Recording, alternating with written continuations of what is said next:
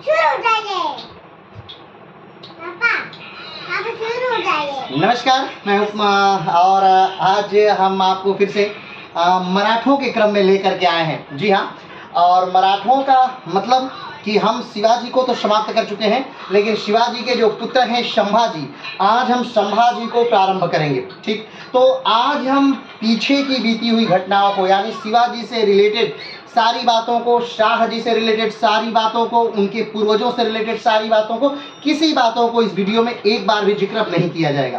क्यों? क्योंकि अब ये पूरी तरह से शिवाजी का चैप्टर यहाँ क्लोज हो चुका है। हाँ, जहाँ जरूरत महसूस हुई तो वहाँ पर कहीं कहीं उनका जिक्र कर लिया जाएगा, लेकिन पीछे की वीडियो की तरह जैसे हम रिवीजन कर रहे थे वैसे रिवीजन अब नहीं करेंगे। कारण क्योंकि अब हम छत्रपति संभाजी महाराज को पढ़ने जा रहे हैं। ठीक है, तो संभाजी कौन है, तो इस बात को थोड़ा सा जान लेते हैं। जैसा कि पीछे की वीडियो में हमने बताया कि संभाजी जो हैं ये शिवाजी के पुत्र हैं। शिवाजी की जब मृत्यु होती है 80 में, यानी 1680 में जब शिवाजी की मृत्यु होती है, उस समय शिवाजी के दो उत्तराधिकारी हैं। ठीक, नंबर एक जो पहले उत्तराधिकारी हैं वो संभाजी हैं, ये बड़े पुत्र हैं, और दूसरा जो उत्तराधिकारी है वो राजा राम है। ठीक है, तो आप जानते हैं कि ये दोनों लोग अलग अलग पत्नियों से हैं। राजा राम अलग पत्नी से हैं और संभाजी जो है अलग पत्नी से हैं। और किस पत्नी से हैं आपके पीछे वीडियो में बता दिया गया है, आप उसे देख लीजिएगा। कमेंट बॉक्स में बताइएगा कि दोनों लोग किसके किसके पुत्र हैं। ठीक है, तो जब शिवाजी की मृत्यु होती है, हमने अभी बात की थी कि जब शादी होती है राजा राम की, ठीक है, राजा राम की जब शादी होती है उसी के कुछ सप्ताह बाद ही शिवाजी की क्या हो जाती है, मृत्यु हो जाती है। राजा राम की शादी मात्र 10 वर्ष की उम्र में होती है। ठीक है, 10 वर्ष की उम्र में होती है, और उसी समय के कुछ समय बाद क्या हो जाती है, शिवाजी की मृत्यु हो जाती है। ये मृत्यु, शिवाजी की मृत्यु मराठा साम्राज्य में जो है वो काफ़ी ज़्यादा एक परिवर्तन है, हर राजवंश की तरह ही। जैसे कि आप जानते हैं कि चाहे जो राजवंश चल रहा हो, चाहे मौर्य काल रहा हो, चाहे शुंग वंश रहा हो, या फिर चाहे मुगल वंश रहा हो, चाहे तुगलक वंश रहा हो, खिलजी वंश रहा हो, सैयद वंश रहा हो, लोधी वंश रहा हो, गुलाम वंश रहा हो, चाहे जो वंश रहा हो, चाहे प्राचीन भारत में, मध्यकालीन भारत में या आधुनिक भारत में, चाहे जो राजवंश रहे हैं, हर में एक चीज़ जरूर से होती है, उत्तराधिकार का युद्ध। यानी राजा के मर जाने के बाद गद्दी कौन प्राप्त करेगा, कौन बैठेगा सत्ता पर, कौन चलाएगा शासन, इसके लिए युद्ध होना, यानी सत्ता की लोलुपता, सत्ता को पाने के लिए महान संघर्ष वो होना लाजमी है। तो वही संघर्ष होता है शिवाजी की मृत्यु के बाद दो लोगों में। एक गुट है संभाजी का और दूसरा गुट है वो राजा राम की माँ का है, और ये दोनों गुटों में युद्ध होता है और इस युद्ध में जीत जाते हैं संभाजी। आप जानते हैं कि 80 में मृत्यु होती है शिवाजी की और 81 में संभाजी राजा बनते हैं, यानी लगभग 8 से 9 महीने या 10 महीने क्या चलता है, तो उत्तराधिकार का युद्ध चलता है जिसमें संभाजी जीत जाते हैं और बहुत सारे लोगों को मरवा करके कहा जाता है। कुछ इतिहासकार मानते हैं कि यहाँ पर जो राजा राम की माँ हैं उनको भी संभाजी ने, यानी अपनी सौतेली माँ को भी संभाजी विष दे करके मरवा देते हैं। ठीक है, तो ये बहुत सारी बातें चलती हैं कहीं न कहीं इतिहास के पिछले परिदृश्य पे बहुत सारी बातें चलती हैं। ठीक, और किसी तरह संभाजी जो है वो गद्दी को क्या कर लेते हैं, प्राप्त कर लेते हैं। ठीक, अब जब संभाजी गद्दी को प्राप्त कर लेते हैं तो संभाजी समर्थक हैं किसके, तो बहादुर शाह प्रथम के। बहादुर शाह प्रथम कौन है, तो औरंगजेब का पुत्र है बहादुर शाह प्रथम। औरंगजेब की मृत्यु के बाद, जब औरंगजेब की मृत्यु होती है 1707 में, तो उसके बाद जो गद्दी पर बैठने वाला व्यक्ति है वो कौन है, तो वो बहादुर शाह प्रथम ही है। और वो उस समय बहादुर शाह प्रथम जो है वो 63 वर्ष की उम्र का है, और 63 वर्ष की उम्र में वो गद्दी पर क्या करता है, तो बैठ जाता है। ठीक है, तो अब बात यहाँ है कि इससे दिक्कत क्या होती है, मुगलिया सल्तनत को इससे दिक्कत है। इससे दिक्कत ये है कि कहीं न कहीं ये जो उत्तराधिकार का, माने कि एक डर है मुगलिया सल्तनत में कि कहीं अगर ये बहादुर शाह प्रथम को मिला लिया, यानी औरंगजेब को डर है कि मेरे पुत्र को अगर मिला लिया और बगावत हो गई तो मुझे राज्य से, मुझे गद्दी से ही हटा दिया जाएगा। इसी डर के कारण याद होगा आपको तो 1670 की जो 1670 में औरंगजेब ने संधि तोड़ दी थी 1668 वाली, जिसे यशवंत सिंह ने करवाई थी। वो संधि को तोड़ दिया था किसने, औरंगजेब ने, और वो तोड़ करके फिर से वो शत्रुता शिवाजी से क्या कर ली, मोल ले ली गई थी। ठीक। और उसके बाद ही यानी 1670 में ही शिवाजी ने दूसरी बार आक्रमण कर दिया था, कहाँ, सूरत पर, और सूरत को फिर से लूट लिया था।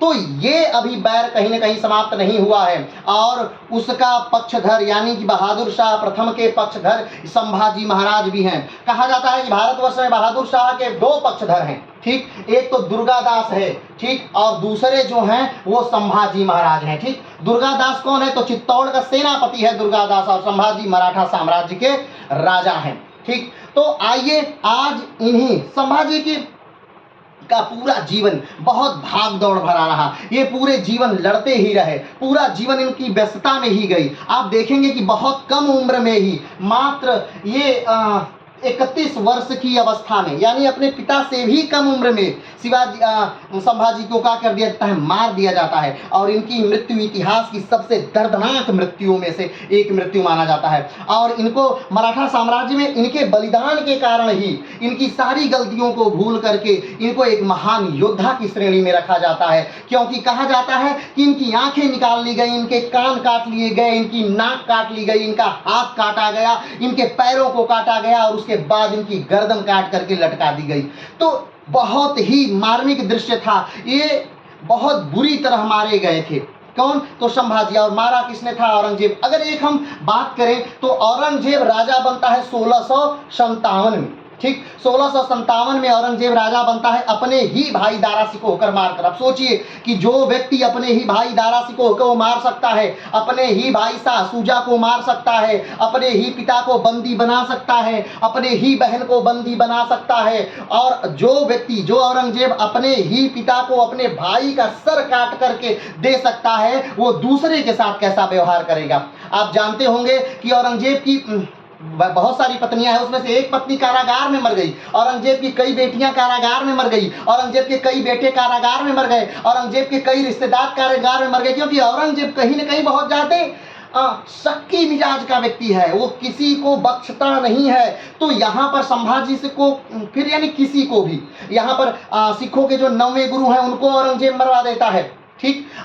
सिखों के जो 10वें गुरु हैं उनके पुत्रों को मरवा देता है। यानी रहम नाम की यहाँ कोई चीज ही नहीं। और औरंगजेब की इसी नीति के चलते ही औरंगजेब का साम्राज्य यानी मुगलिया सल्तनत को जड़ से हिला दिया, और उसके कुछ ही समय, मृत्यु के कुछ ही समय बाद उसको नेस्तो नाबूद कर दिया गया। जिस साम्राज्य को बनने में 300 साल लगे थे, उसको उजड़ने में लगभग 20 साल भी नहीं लगे। वो साम्राज्य क्या हो गया? तो ध्वस्त हो गया। और उस साम्राज्य को चलाने वाले कौन हो गए? सेनापति हो गए। मात्र फर्रुखसियर से के बाद से ये पूरा साम्राज्य सेनापतियों द्वारा चलाया गया, फिर कोई भी राजा इसमें नहीं रहा। और उन्हीं के वंशजों की आंखें निकाल ली गई। जो मुगलिया सल्तनत की गद्दी पर बैठा, उनकी आंखें निकाल ली गई। कभी मराठों ने उनको मारा, तो कभी पेशवाओं ने उनको परेशान किया, तो कहीं रोहिल्लाओं ने उनकी आंखें निकाली कहीं, और उनको नंगा नाच करा दिया गया यमुना नदी के तट पर। ये बहुत सारी घटनाएं हुई, और ये सब का जिम्मेदार अगर माना जाए तो कहीं न कहीं औरंगजेब है। कई इतिहासकार मानते हैं कि औरंगजेब एक अच्छा व्यक्ति हो सकता है, उसे जिंदा पीर कहा जाता था, वो एक अच्छा व्यक्ति हो सकता है, लेकिन एक अच्छा सम्राट नहीं था।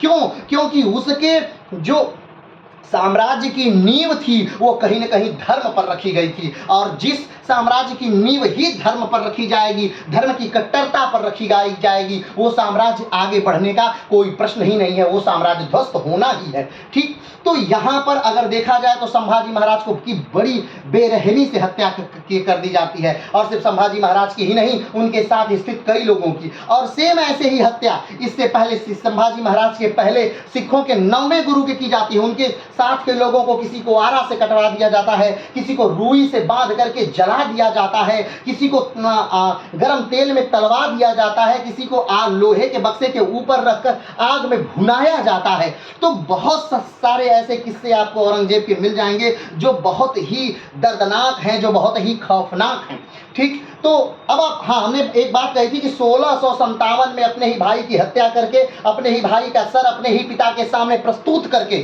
ठीक, वो औरंगजेब राजा बनता है। और देखिए शिवाजी राजा कब बन जाते हैं? तो शिवाजी 1674 में राजा बनते हैं। अब थोड़ा सा यहाँ पर ध्यान दीजिए, थोड़ी सी गणित ध्यान दीजिए कि 1657 में औरंगजेब राजा बनता है और 1674 में शिवाजी राजा बनते हैं। शिवाजी की मृत्यु हो जाती है 1780 में, ठीक।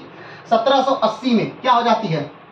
मृत्यु हो, सॉरी 1780 नहीं, ये 1600 है, ठीक है, 1680 में क्या हो जाती है, मृत्यु हो जाती है। ठीक,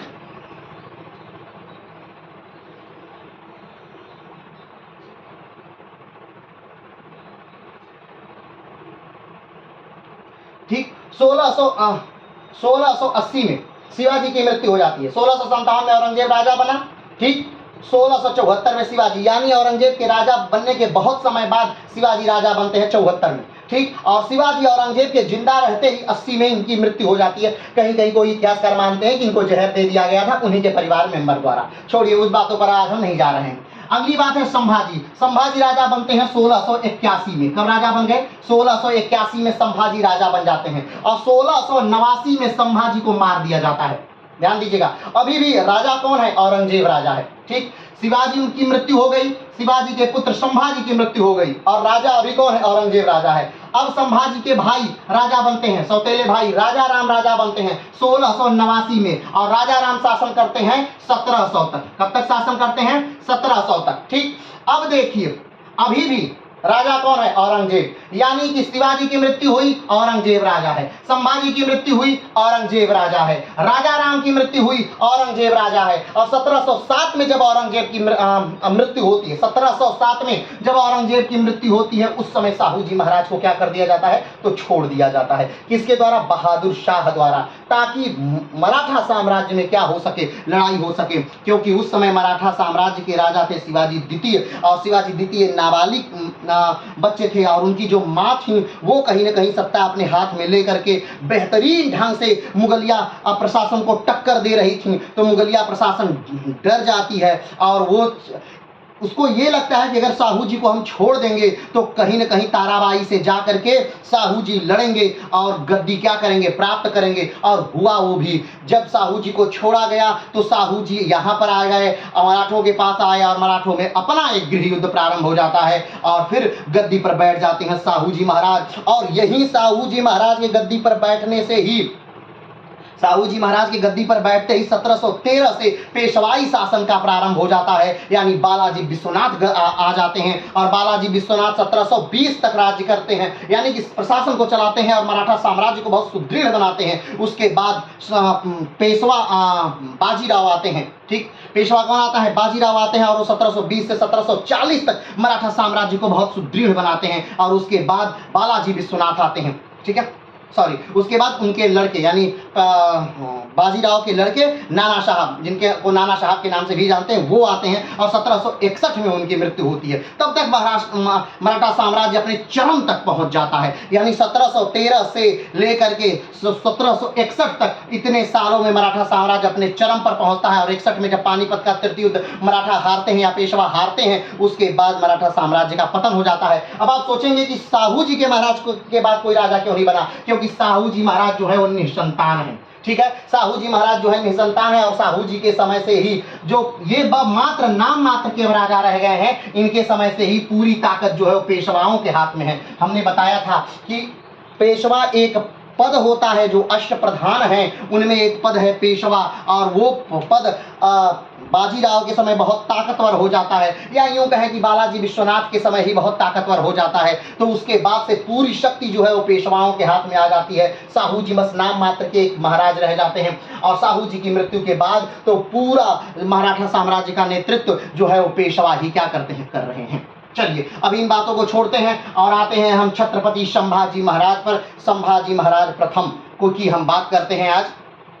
ठीक है, तो सबसे पहले इनके जो मित्र हैं ये कवि कलश हैं। कवि कलश का नाम सबसे ऊपर लिखने का एक तात्पर्य है कि जब संभाजी को पकड़ा जाता है, ठीक है, संभाजी को पकड़ने की भी एक काफ़ी लंबी कहानी है, उसे हम आगे बात करेंगे। तो जब संभाजी को पकड़ा जाता है तो उनके साथ कवि कलश को भी पकड़ा जाता है और जितनी दर्दनाक मौत संभाजी की होती है उतनी ही दर्दनाक मौत कवि कलश की है। कवि कलश संभाजी के मित्र भी हैं, कवि कलश संभाजी के राज्य कवि भी हैं, कवि कलश संभाजी के साथ रहने वाले सहयोगी भी हैं, परामर्शदाता भी हैं, लेखक भी हैं, सब कुछ हैं। कवि कलश उनके बहुत विश्वास पात्र हैं, मित्र हैं कवि कलश। इसलिए कवि कलश यानी जन्म का संबंध तो यहाँ नहीं है, खून का संबंध नहीं है, लेकिन मृत्यु का संबंध दोनों का एक साथ चलता है, कवि कलश और संभाजी प्रथम का। चलिए आगे बढ़ते हैं। इनके जो पिता हैं वो छत्रपति शिवाजी महाराज हैं। आप जानते हैं कि छत्रपति शिवाजी जो महाराज हैं, इनका जन्म कहीं न कहीं 2 तारीखों को माना जाता है, एक 27 और दूसरा 30। ठीक है, 27 और 30 दोनों माना जाता है, 1627 और 1630 ये दोनों तारीख जो है वो इनके जन्म के लिए मानी जाती है। और छत्रपति की उपाधि ये तब लेते हैं जब ये क्या इनका होता है, राज्याभिषेक होता है। तो छत्रपति और सभापति ये दोनों उपाधियां शिवाजी उसी समय लेते हैं, यानी ये घटना है 74 की। ठीक है, कब की है तो 74 की, 1674 की ये घटना है। आगे बढ़ते हैं। संतान इनकी कौन है, भवानी बाई है। इनकी संतान कौन है, यानी संभाजी के एक पुत्री हैं जिनका नाम भवानी बाई है, और एक पुत्र हैं जिनका नाम है शाहू जी महाराज। अब कहीं न कहीं एक बात आती है, एक बात उलझ जाती है कि आखिर यहाँ पर जो हमने आपको बताया है कि शिवाजी राजा बनते हैं, शिवाजी के बाद संभाजी राजा बनते हैं, तो संभाजी के बाद राजा राम क्यों राजा बनते हैं?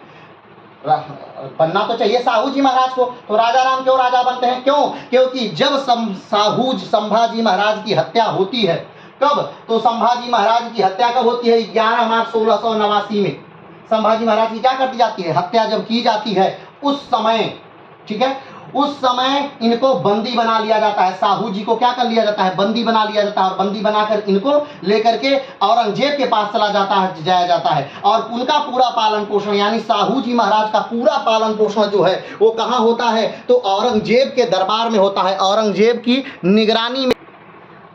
तो औरंगजेब के क्या चलता है, औरंगजेब के दरबार में ही पूरा पालन पोषण किसका चलता है, तो साहू जी महाराज का पूरा पालन पोषण औरंगजेब के दरबार में होता है। एक तरह से कहा जाए तो औरंगजेब के दरबार में ही साहू जी बड़े होते हैं, या यूं कहे, आप ये मत सोचिएगा कि वहाँ उन्हें साहू जी को बंदी बनाया गया है, नहीं, साहू जी को ही कैद नहीं किया गया है, साहू जी को पूरे परिवार को, खानदान को कैद किया गया है औरंगजेब द्वारा।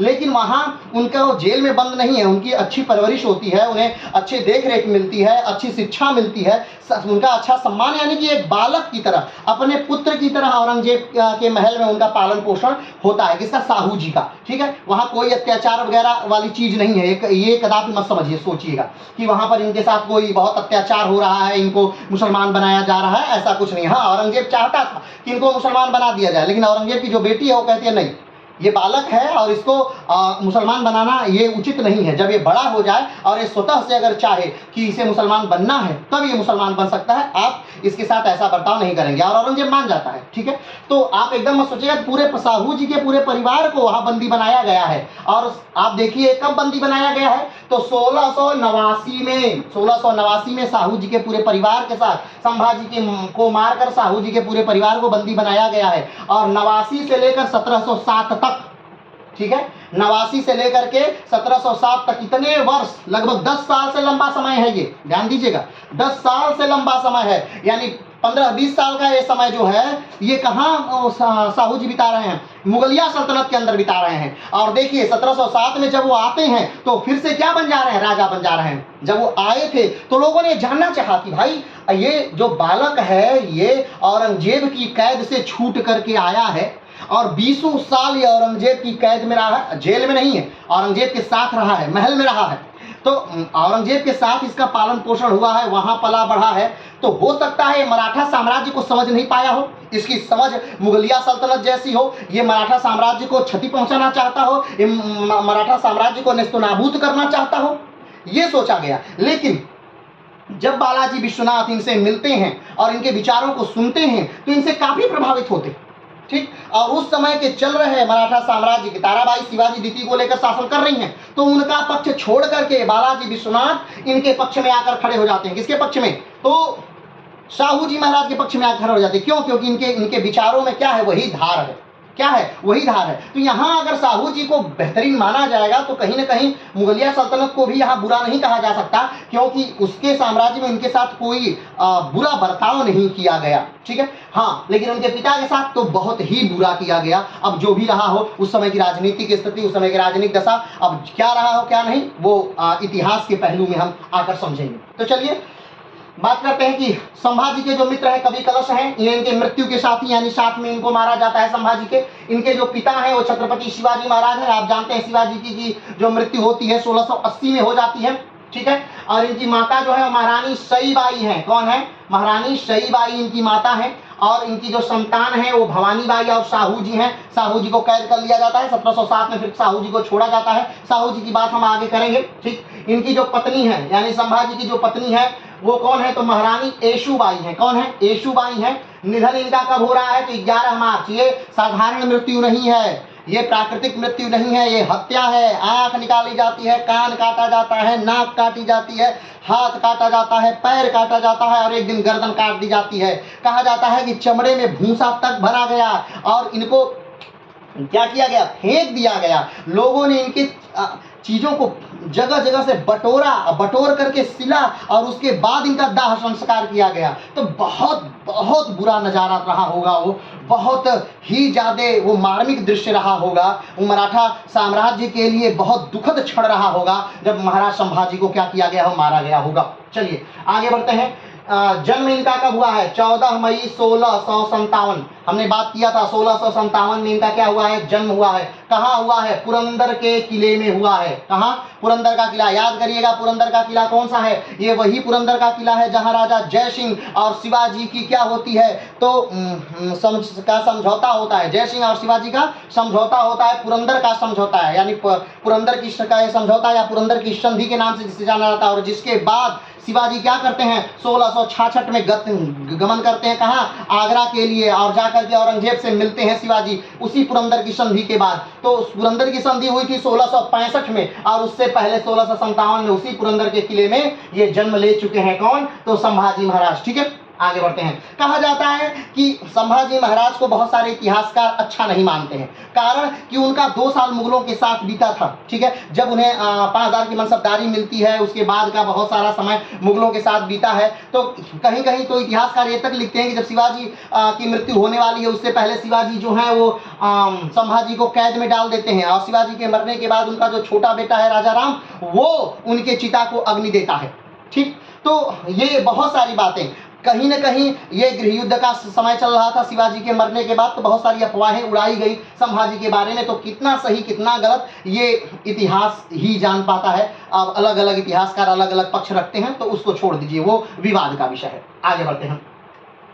इनसे पहले राजा कौन थे? ठीक है, यानी संभाजी से पहले राजा कौन थे? तो शिवाजी महाराज थे। कब से कब तक? 1674 से लेकर के 1680 तक, ठीक। 1674 से लेकर 1680 तक शिवाजी क्या थे? राजा थे। इनके बाद राजा कौन हुआ? संभाजी के महाराज के बाद राजा कौन हुआ? संभाजी के लिखा है यहाँ साहू जी गलत है, यहाँ पे है राजा राम, ठीक है। कौन है वह?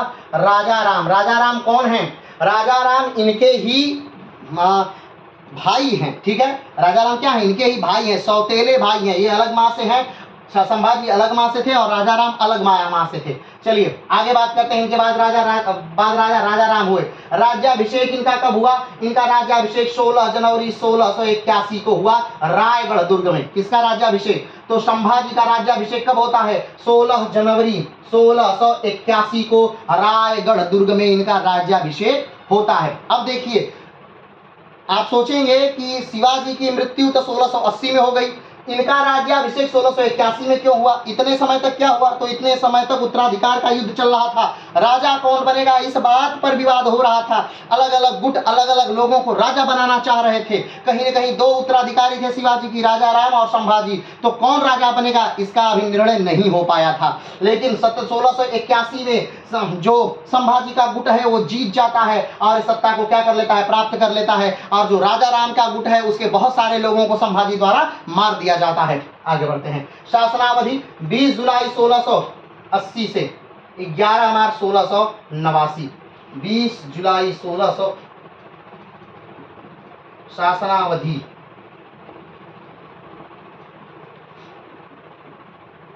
शासनावधि 16 जनवरी 1681 से 11 मार्च 1689 तक, ठीक है। राज्याभिषेक कब होता है?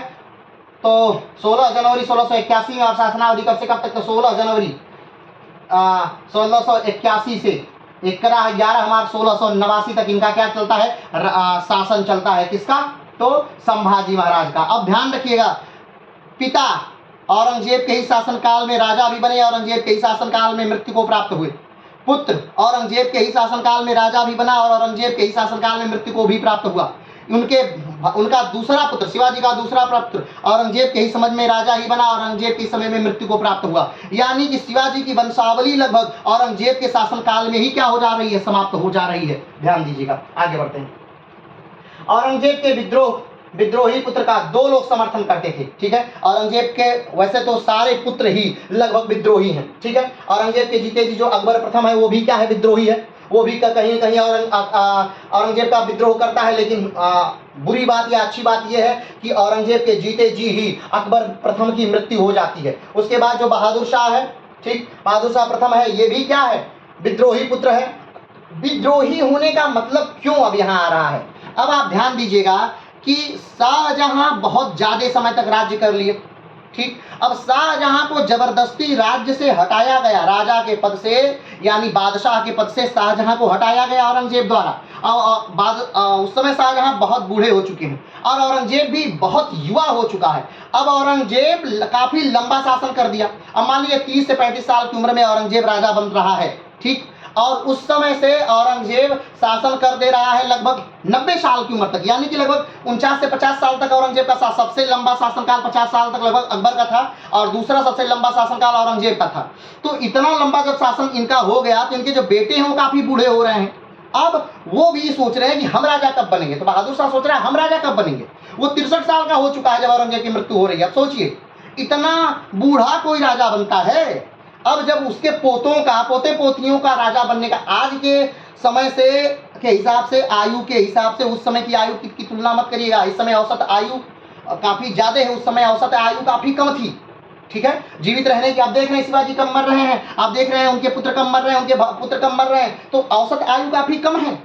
और यहाँ पर उस औसत आयु से कहीं आगे जाकर 63 साल की उम्र में उनका बेटा राजा बन रहा है, क्योंकि पिता 90 साल तक क्या कर ले रहे हैं, शासन कर ले रहे हैं, ठीक। अपने माने लंबे साल 90 साल के हो गए हैं अब, तो ये कोई बहुत बड़ी बात हो जाती है। तब इसमें विद्रोह होना लाजमी है। तो इनके जो पुत्र हैं वो विद्रोह करते हैं और इनके पुत्र को राजा की मान्यता देने वाले 2 लोग हैं, यानी सहयोग देने वाले भारतवर्ष में कौन कौन है, 2 लोग हैं। एक तो दुर्गादास हैं जो चित्तौड़ के सेनापति हैं। देखिए ध्यान रखिए, चित्तौड़ मेवाड़ जो है ये शुरू से ही क्या है, तो विद्रोही है। अकबर का समय है, तब भी अकबर को हमेशा अपने पूरे जीवन एक तरह से ही कहा जाए, चूंकि राणा प्रताप की मृत्यु अकबर के जीते जी ही 97 में हो गई थी, ठीक है। तो लगभग पूरा जीवन अकबर को चित्तौड़ से युद्ध करना पड़ा, यानी राणा प्रताप से युद्ध करना पड़ा, ठीक। जहांगीर का शासन आया, जहांगीर ने कहीं न कहीं मेवाड़ से मित्रता की, शाहजहां की भी मित्रता बनी रही, लेकिन औरंगजेब के समय में फिर मेवाड़ ने, चित्तौड़ ने क्या कर दिया, विद्रोह कर दिया, ठीक। तो ये चीजें मेवाड़ कभी भी गलत नहीं देख सकता है। पिछले वीडियो में, यानी कि बहुत सारे वीडियो में हमने बताया मेवाड़ को किस प्रकार से मेवाड़ ने बार बार विद्रोह किया है और मेवाड़ ने बहुत सारे वीर योद्धाओं को दिया है, राणा प्रताप, राणा सांगा, ठीक, तो रानी कर्णावती, उदय सिंह द्वितीय, तो ये बहुत सारे वीर योद्धाओं को क्या किया है, दिया है। किसने, मेवाड़ ने दिया है, ठीक है। तो अभी उस बात को हम छोड़ते हैं। तो औरंगजेब के विद्रोही जो पुत्र हैं जो उनका समर्थन करने वाले कौन हैं, एक दुर्गादास है, दूसरा दुर्गादास के हैं चित्तौड़ के सेनापति हैं और दूसरा संभाजी मराठा राजा। ये 2 लोग हैं जो सहयोग देते हैं, मान्यता देते हैं किसको, औरंगजेब के पुत्र को। और इसी वजह से औरंगजेब इनका क्या है, शत्रु है कि आप हमारे पुत्र को सहयोग क्यों दे रहे हैं, साथ क्यों दे रहे हैं, उसका वो विद्रोही है। आगे बढ़ते हैं। संभाजी महाराज ने अपने जीवन में कई नए राज्य जीते, लेकिन कुछ प्रमुख राज्य जो उन्होंने जीते थे वे निम्न हैं। कौन कौन से राज्य संभाजी ने अपने जीवन में जीते हैं वो देखिए। गोवा 1683 में संभाजी ने पुर्तगालियों से गोवा जीत लिया था, जो एक महत्वपूर्ण बंदरगाह शहर है। आप जानते हैं कि गोवा क्या है, बंदरगाह शहर है। बंदरगाह माने कि जहां पर पहले और अब के बंदरगाहों में अंतर है। पहले प्राकृतिक बंदरगाह ही मात्र चलते थे, अब कृत्रिम बंदरगाह भी बनाए जा सकते हैं, ठीक है। तो प्राकृतिक बंदरगाह गोवा में हुआ करता था, ठीक, तो वो बंदरगाह शहर है, ठीक। तो वहाँ पर नावें जहाँ आकर के रुकती हैं, जहाँ पर माल उतारा जाता है, लादा जाता है, यात्री जा सकते हैं, आ सकते हैं, वो बंदरगाह शहर कहा जाता है। तो बहुत कम उस समय बंदरगाह शहर थे। आप जानते हैं कि भारत में जो तटवर्ती संख्या राज्य है उनकी संख्या 9 है। 9 तटवर्ती राज्य भारत में हैं। सबसे लंबा तटवर्ती राज्य जो गुजरात है और सबसे छोटा तटवर्ती राज्य जो है वो गोवा है। दक्षिण भारत का सबसे लंबा तटवर्ती राज्य जो है आंध्र प्रदेश है और दक्षिण भारत का सबसे छोटा तटवर्ती राज्य जो है वो गोवा है। ठीक है, कितने तटवर्ती राज्य हैं? तो 9 हैं। कौन कौन से हैं? तो एक गुजरात, ठीक, एक बार मेमोरी से देख करके बात कर लेते हैं। आइए ये ध्यान दीजिए, ठीक है। अब ये क्या हो गया? ये पूरा आपका भारत है। भारत का सबसे उत्तरी राज्य क्या हो गया? हिमाचल। भारत का सबसे दक्षिणी राज्य क्या हो गया? तमिलनाडु। भारत का सबसे पश्चिमी राज्य क्या हो गया? गुजरात। भारत का सबसे पूर्वी राज्य क्या हो गया? अरुणाचल। ठीक है, अब देखिए भारत का जो ये यहाँ से लेकर के यहाँ से लेकर के ये जो राज्य हैं वो कितने हैं? 9 है। तो पहला कौन सा है? ये गुजरात है, ठीक है, तटवर्ती राज्य जो सबसे बड़ा तटवर्ती राज्य है। दूसरा कौन सा है? महाराष्ट्र है। तीसरा कौन सा है? गोवा है। चौथा कर्नाटक है। पांचवा केरल है। छठवां तमिलनाडु है। सातवां आंध्र प्रदेश है। आठवां उड़ीसा है और 9वां पश्चिम बंगाल है। ठीक है, अब यहाँ पर थोड़ा सा एक मैप बनाया गया है, इसको ध्यान से देख लीजिएगा। ये जो एरिया है, ये जो एरिया है यहाँ पर ये जो दिखाया गया है, ये जो एरिया है महाराष्ट्र का, ये जो एरिया है, जब शिवाजी मरे थे 1680 में, ठीक है, कब मरे थे? मृत्यु होती है 1680 में, जब शिवाजी मरे हैं उस समय इतना एरिया जो है वो मराठों के कब्जे में है। यहाँ पर भी थोड़ा सा भाग, यहाँ पर भी और थोड़ा सा भाग यहाँ पर भी, ठीक है। ये भाग जो है ये मराठों के कब्जे में है और बाकी पूरा हिंदुस्तान जो है, पूरा हिंदुस्तान, पूरा पाकिस्तान और अफगानिस्तान, ये पूरा एरिया जो है वो किसके कब्जे में है? तो मुगलों के कब्जे में है। मुगल उस समय संसार का सबसे बड़ा एरिया को कब्जा किए हुए हैं। उस समय मुगल जो हैं वो विश्व की सबसे बड़ी सेना रखे हुए हैं। उस समय मुगल जो हैं वो विश्व की सबसे लड़ाकू सेना रखे हुए हैं। उस समय जो भारत है वो विश्व का सबसे बड़ा अर्थव्यवस्था वाला देश है। उस समय भारत जो है विश्व का सबसे धनी देश है। उस समय भारत या बंगाल, सिर्फ बंगाल को मान लिया जाए तो बंगाल में 40,000 की सेना का निवास है। अगर हम सिर्फ बंगाल के शहरों की बात करें तो बंगाल के शहर लंदन और पेरिस के शहरों से ज्यादा अमीर लोग यहाँ पर रहते हैं। तो ये पूरा भारत है। तो भारत की कल्पना उस समय जैसे अंग्रेजों ने लिख दिया कि ये बीन बजाने वाला सपेरों का देश है, ऐसा कुछ नहीं है। भारत बहुत उन्नतशील है। विश्व का सारा सोना लगभग भारत में भरा हुआ है, क्योंकि व्यापार करने के लिए कोई भी आता है तो वो सोना और चांदी ही भारत में निवेश करता है। उसके बदले वो क्या देगा? यहाँ से चाय ले जाएगा, यहाँ से मसाले ले जाएगा, यहाँ से सूती कपड़े ले जाएगा, रेशम ले जाएगा, जो भी चीजें ले जाएगा तो भारत में क्या देगा? सोना देगा, चांदी देगा या अन्य बहुमूल्य चीजें देगा। तो ये जो एरिया है यहाँ वाला ध्यान दीजिएगा, ये वाला जो एरिया है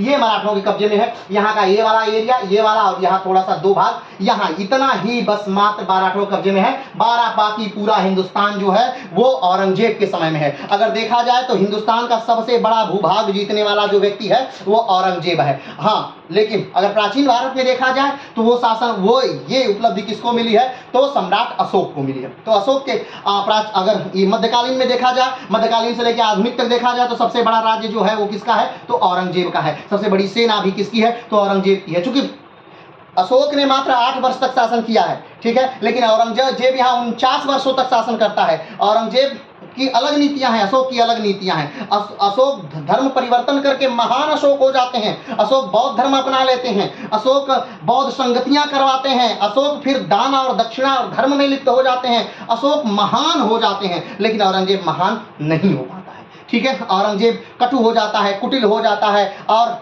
अपने राज्य को बचाने के चक्कर में दक्कन में कई वर्षों तक अपना समय बिता देता है और फाइनली औरंगजेब क्या हो जाता है? उसी दर्द से मर जाता है। ये डर से भी उससे सताता है कहीं उसके बेटे उसका राज्य न छीन ले, कहीं उसके लोग, अपने लोग उसकी हत्या न कर दे। इस पूरे डर में औरंगजेब का जीवन जीता है, उसका बुढ़ापा कटता है। चलिए अभी इन बातों का हम जिक्र नहीं करते हैं, आगे बढ़ते हैं।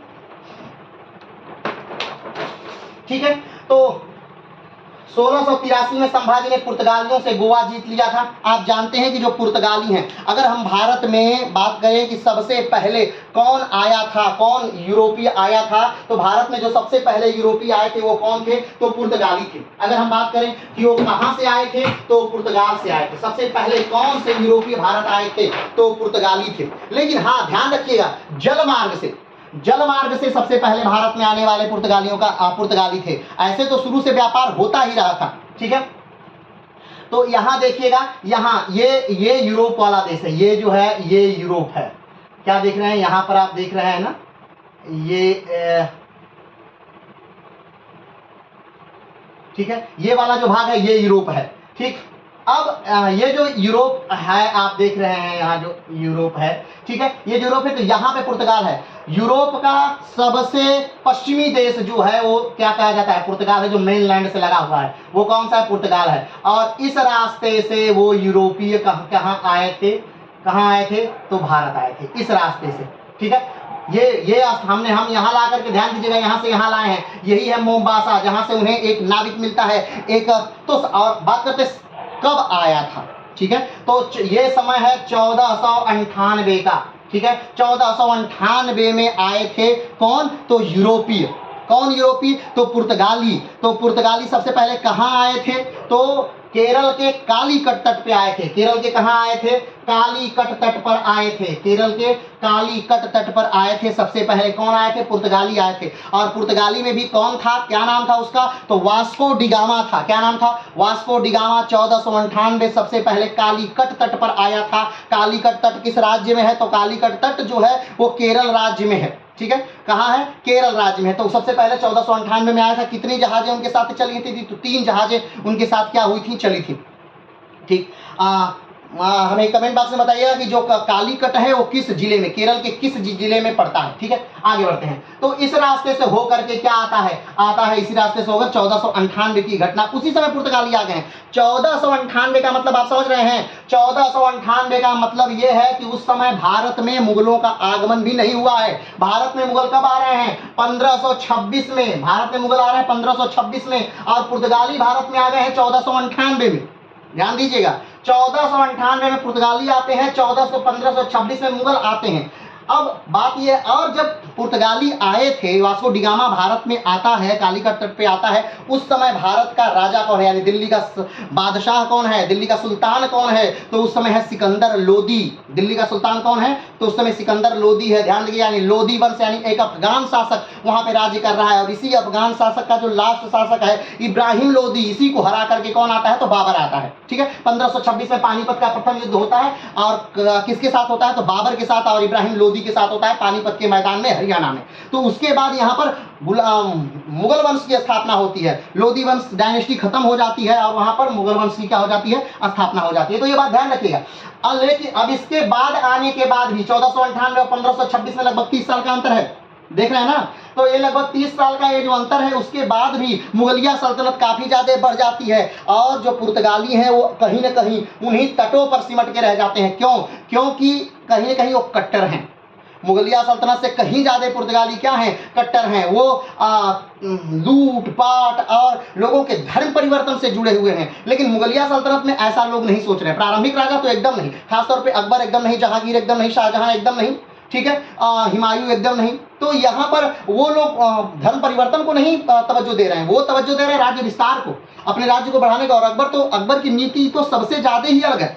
राजपूतों के साथ अलग नीति, धर्म के साथ अलग नीति, यानी धार्मिक लोगों के साथ अलग नीति, हर प्रकार के लोगों के साथ अलग अलग नीति का व्यवहार करना, और एक कुशलता से, यानी जो उनके सबसे बड़े शत्रु हैं राजपूतों को अपने में मिला करके उन्हीं के द्वारा युद्ध करवाना और उन्हीं के द्वारा अपने राज्य का विस्तार कराना, ये अकबर की बहुत बेहतरीन नीतियों में से एक नीति, ठीक है। तो अभी चलिए इस बात को छोड़ते हैं। तो वो पुर्तगाली जो जिनके कब्जे में गोवा है, उनसे गोवा क्या कर लिया जाता है, 1683 में संभाजी ने पुर्तगालियों से गोवा जीत लिया था, जो एक महत्वपूर्ण बंदरगाह शहर था किसा, भारत का। आगे बढ़ते हैं, कर्नाटक, ठीक है, कर्नाटक 1682 में संभाजी ने कर्नाटक के कई हिस्सों को जीत लिया था, जिसमें से मदुरई, तंजावुर और चित्रानापल्ली शामिल थे, ठीक। अगला कौन सा क्या जीतते हैं, तो मैसूर। 1682 में संभाजी महाराज ने मैसूर के राजा चिकनदेव राजा बोडियार को हराया था, और मैसूर को क्या कर लिया था, अधीन कर लिया था। ये वही मैसूर है। बोडियार कहाँ के शासक है, उसी मैसूर के, जहां पर बाद में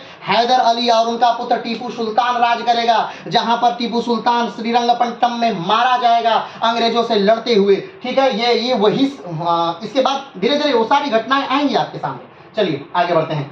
संभाजी ने निम्न ग्रंथ लिखा था। अब ध्यान दीजिए, संभाजी एक कुशल लड़ाका तो है ही, ठीक, अलग अलग इतिहासकारों के मायने से।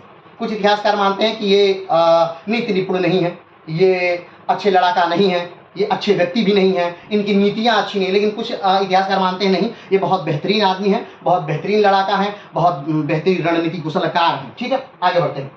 तो संभाजी ने 2 ग्रंथ भी लिखा है। क्या लिखा है, 2 ग्रंथ भी लिखा है। पहला ग्रंथ जो है वो बुध भूषण है। पहला ग्रंथ क्या है? बुध भूषण है। और दूसरा ग्रंथ जो है नखसीख है। क्या है? नखसीख। पहला ग्रंथ क्या है संभाजी का? बुध भूषण। और दूसरा ग्रंथ नखसीख। नखसीख, ठीक है।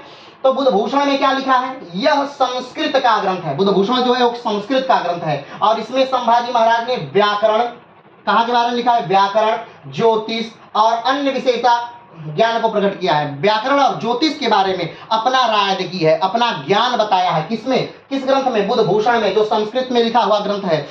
बताइएगा कि व्याकरण पर लिखी हुई पहली पुस्तक, ठीक, जो कि पाणिनि की है। व्याकरण पर लिखी हुई पहली पुस्तक जो कि पाणिनि की है, उसका नाम क्या है? ठीक। और पाणिनि की लिखी हुई पुस्तक पर जो भाष्य लिखा था वो किसने लिखा था? ठीक। और पाणिनि किसके दरबार में थे और पतंजलि किसके दरबार में थे? ये कमेंट बॉक्स में बताइएगा। आगे बढ़ते हैं। नखसीख जो है वो मराठी में लिखी गई है। किस भाषा में लिखी गई है? ये मराठी पुस्तक है जिसमें संभाजी ने अपने विचारों को व्यक्त किया है। इन पुस्तकों में संभाजी के ज्ञान और बुद्धिमत्ता का परिचय दिया है। तो ये दो ग्रंथ हैं। कौन सा? एक बुधभूषण और एक नखसीख। ठीक। बुधभूषण जो है वो लिखा गया है किसमें? तो लिखा गया है संस्कृत में। और नखसीख जो है वो लिखा गया है मराठी। अब आगे बढ़ते हैं कि 1689 का समय है। 1689 वही समय है जब संभाजी को पकड़ लिया जाता है। तो 1689 में औरंगजेब काफी क्रोधित है। कारण यह है कि संभाजी मदद कर रहे हैं किसकी? तो बहादुर शाह की, बहादुर शाह प्रथम की। ये बहादुर शाह द्वितीय नहीं है, ठीक है, इन बहादुर शाह प्रथम है, ठीक है। तो बहादुर शाह की ध्यान रखिएगा, बहादुर शाह द्वितीय जो है या बहादुर शाह जफर जो है वो मुगलिया सल्तनत के आखिरी सुल्तान, आखिरी बादशाह है। और ये जो है ये औरंगजेब के बाद के बादशाह है बहादुर शाह प्रथम, ठीक है। तो 89 में औरंगजेब ने संभाजी को पकड़ने के लिए एक बड़ा अभियान चलाया था। किसको पकड़ने के लिए? 1689 में औरंगजेब ने संभाजी को पकड़ने के लिए क्या किया? एक बड़ा अभियान चलाया। इसके लिए उसने मुकर्राब खान को नियुक्त किया। कौन है? मुकर्राब खान। कहीं कहीं आप एक और नाम मिलता है जुल्फिकार, ठीक है। जुल्फिकार, मुकर्राब, दो नाम मिलते हैं। कहा जाता है कि इन दोनों लोगों ने संभाजी को पकड़ा था, ठीक है। तो ये दो नाम मिलते हैं। तो मुकर्राब खान को नियुक्त किया कि मुकर्राब खान आप संभाजी को क्या करेंगे? पकड़ेंगे, ठीक है। संभाजी महाराज को संगमेश्वर में पकड़ा गया। ठीक। कहाँ पकड़ा गया संभाजी को? ध्यान रखिएगा, ये बार बार ये चीज पूछा जाता है कि संभाजी को कहाँ पकड़ा गया। तो संभाजी को पकड़ा गया संगमेश्वर में पकड़ा गया, जो महाराष्ट्र के रत्नागिरी जिले में स्थित एक गांव है। संभाजी को कहाँ पकड़ा जाता है? तो महाराष्ट्र में पकड़ा जाता है। महाराष्ट्र में कहाँ पकड़ा जाता है? तो संगमेश्वर के पास पकड़ा जाता है, ठीक है। कहाँ पकड़ा जाता है? संगमेश्वर के पास पकड़ा जाता है। आगे बढ़ते हैं। संभाजी को कल्याणेश्वर मंदिर में गिरफ्तार किया गया, ठीक है। संगमेश्वर के पास एक मंदिर है जिसका नाम क्या है? कल्याणेश्वर मंदिर। तो कल्याणेश्वर मंदिर में क्या किया जाता है? तो संभाजी को गिरफ्तार किया जाता है कल्याणेश्वर मंदिर में। और कल्याणेश्वर मंदिर कहाँ है? संगमेश्वर के पास है। तो फिर से ध्यान दीजिएगा, संभाजी को महाराष्ट्र में पकड़ा जाता है, ठीक। महाराष्ट्र में कहाँ पकड़ा जाता है? तो संगमेश्वर के पास पकड़ा जाता है। संगमेश्वर के पास कहाँ पकड़ा जाता है? तो कल्याणेश्वर मंदिर है, वहां पकड़ा जाता है। आगे बढ़ते हैं। संभाजी महाराज को उनके एक विश्वास पात्र सेनापति गनोजी शिर्के ने धोखा दिया था, ठीक। गनोजी शिर्के एक व्यक्ति हैं, कौन है? सेनापति हैं। किसके? संभाजी के। गनोजी शिर्के संभाजी के एक सेनापति हैं और वो संभाजी को क्या करते हैं? तो धोखा देते हैं, ठीक।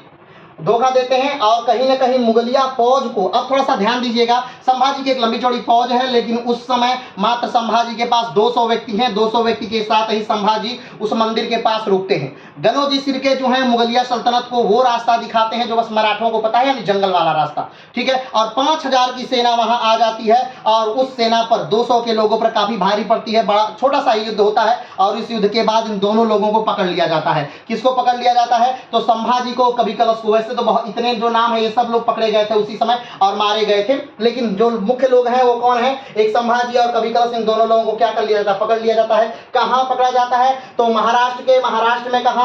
तो रत्नागिरी जिले में, ठीक है।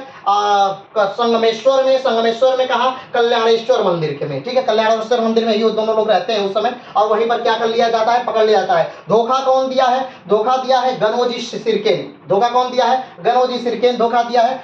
संभाजी के सबसे विश्वास पात्र सेनापति हैं। ध्यान दीजिएगा, ये संभाजी के सबसे विश्वास पात्र सेनापति हैं और ये स्वयं एक मराठा है। और मराठाओं ने इन्हें ऐसा नहीं खरीदा है, मराठाओं ने इनको क्या किया है, चढ़ाया है, बहुत ज्यादा इनको उत्तेजित किया है, कहा कि तुम्हारे साथ बहुत अन्याय हुआ है। क्या हुआ है इसको हम अगले वीडियो में बताएंगे, ठीक है। तो गनोजी सिरके को काफी ज्यादा प्रभावित करते हैं, उनको काफी ज्यादा उत्साहित करते हैं कि वो उनके प्रति विद्रोह करें, और वैसा ही गनोजी सिरके करते हैं और शिवाजी को क्या करते, अरे संभाजी को क्या करते हैं, तो पकड़वा देते हैं, ठीक है।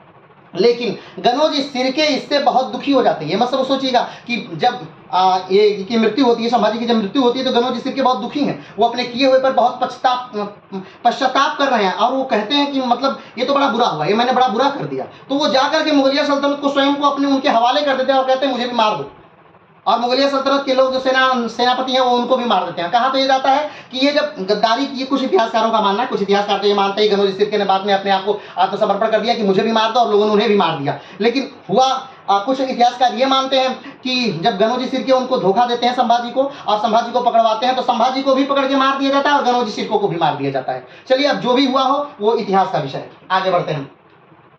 तो संभाजी को कल्याणेश्वर मंदिर से गिरफ्तार किया गया था। कल्याणेश्वर मंदिर संगमेश्वर के पास स्थित है, ठीक है। आगे बढ़ते हैं। संभाजी महाराज को उनके एक विश्वास पात्र सेनापति गनोजी सिरके ने धोखा दिया था। ये संभाजी के सबसे विश्वास पात्र क्या है, सेनापति हैं। गनोजी सिरके को अपने इस किए पर बहुत पछतावा था और उन्होंने सोचा कि उनको अपने अपराध की सजा मिलनी चाहिए, इसके लिए जब मार दिया जाए, ठीक है, इसके लिए उन्होंने भी मार दिया जाए। मुगल सेना ने उन्हें मार दिया, इसलिए माने कि गनोजी सिरके को क्या बहुत दुख होता है कि भाई हमने इतना अपराध बोल किया, और वो क्या करते हैं, वो मुगलिया सेना के पास जाते हैं, आत्मसमर्पण करते हैं, कहते हैं मुझे भी मार दिया जाए, और मुगलिया सेना उनको भी क्या कर देती है, मार देती है। ऐसा कहीं कहीं कहा गया है। आगे बढ़ते हैं। अब संभाजी के साथ जो लोग मारे गए थे उनकी लिस्ट इस प्रकार है। केशवराज संभाजी के प्रधान सलाहकार, फतेह सिंह सेनापति, सूर्याजी प्रभु सेनापति, महादजी सेनापति, हरजी महादिक सेनापति, कवि कलश मित्र लेखक, इन सभी को संभाजी के साथ तुलापुर में मार दिया गया। ध्यान रखिएगा, तुलापुर वो स्थान है जहां पर इन लोगों को क्या किया गया, मारा गया। तुलापुर एक छोटा सा गांव है जो भारत के महाराष्ट्र राज्य में स्थित है। यह गांव पुणे जिले के सिरूर तालुका में आता है। आज उस गांव में जो कौन सा गांव है, तुलापुर जो गांव है, आज वहां पर काफी ज्यादा स्मारक बनाया गया है, क्योंकि वो तुलापुर गांव, महाराष्ट्र का तुलापुर गांव जो है वो संभाजी की मृत्यु स्थली है, उनका समाधि स्थली है, वहां उन्हें मारा गया था। तो इसलिए वहां पर आज काफी स्मारक बनाया गया है और पर्यटकों की भीड़ वहां तुलापुर गांव में क्या होती है, तो जुटती है। संभाजी की मृत्यु के बाद, अब देखिए, संभाजी की मृत्यु हो गई और संभाजी के जो पुत्र हैं, ठीक है, कौन, शाहूजी महाराज, संभाजी के पुत्र जो शाहूजी महाराज है, जो अभी उत्तराधिकारी होने वाले हैं, गद्दी पाने वाले हैं, जो अभी बालक हैं, उनको जुल्फिकार खान ने क्या कर लिया था, बंदी बना लिया। क्या कर लिया, बंदी बना लिया, और उनके बहुत सारे परिवार वालों को भी, शाहूजी और शाहूजी के बहुत सारे परिवार वालों को भी क्या कर लिया, बंदी बना लिया। किसने, जुल्फिकार खान ने बंदी बना लिया। कब की घटना है ये, 1689 की है, 1689 की ही है, 1689 की घटना है। और 1689 की ये घटना, उसी समय बंदी बना लिया जाता है शाहूजी महाराज को, और इनको भी कहाँ ले जाया जाता है, औरंगजेब के पास ले जाया जाता है। और कब तक शाहूजी महाराज बंदी रहेंगे, जब तक औरंगजेब की मृत्यु नहीं हो जाती, 1707 तक शाहूजी महाराज बंदी रहेंगे। और जब देखा जाएगा कि मराठा बहुत तेजी से आगे बढ़ रहे हैं, तो मराठाओं के में गृह युद्ध उत्पन्न करने के लिए शाहूजी महाराज को क्या कर दिया जाएगा, तो छोड़ दिया जाएगा, ठीक है। और ये होगा औरंगजेब के पुत्र जब राजा बनते हैं, ठीक है, बहादुर शाह, उस समय। तो राजा राम 1689 से लेकर 1700 तक क्या करते हैं, शासन करते हैं। 1689 से लेकर 1700 तक शासन करते हैं कौन, राजा राम।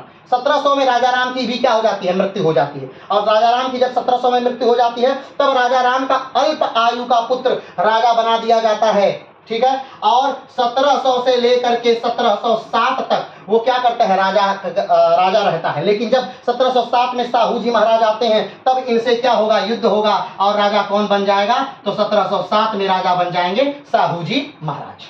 कोई दिक्कत है, ठीक है।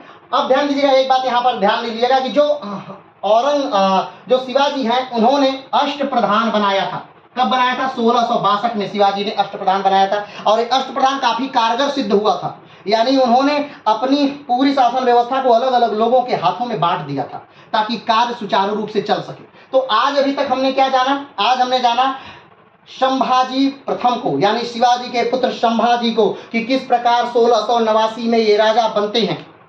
ठीक, सॉरी 1681 में किस प्रकार से संभाजी राजा बनते हैं 1681 में, और 1681 से लेकर के 1689 तक ये किस प्रकार से राज्य करते हैं, और 1689 में इनको इन्हीं के सेनापति द्वारा इन्हें पकड़वा दिया जाता है, और कवि कलश के साथ इनकी आंखें, नाक, हाथ काट, मुंह काट, धीरे धीरे काट करके इनको बहुत बुरी मौत दी जाती है, और मराठा साम्राज्य का एक बेहतरीन नायक का क्या हो जाता है, तो अंत हो जाता है। तो आज के लिए मराठा साम्राज्य के लिए इतना ही।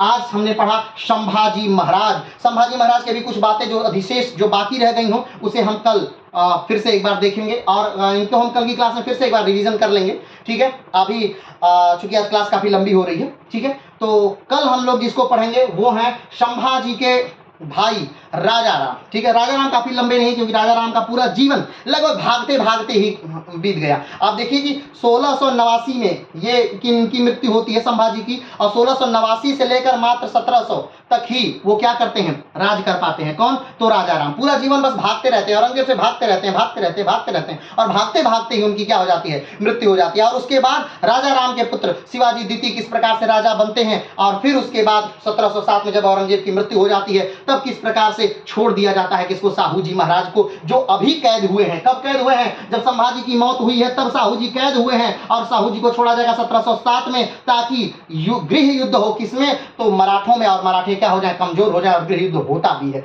ठीक है, तो चलिए आज के लिए इतना ही, फिर मिलते हैं अगली क्लास में। जय हिंद।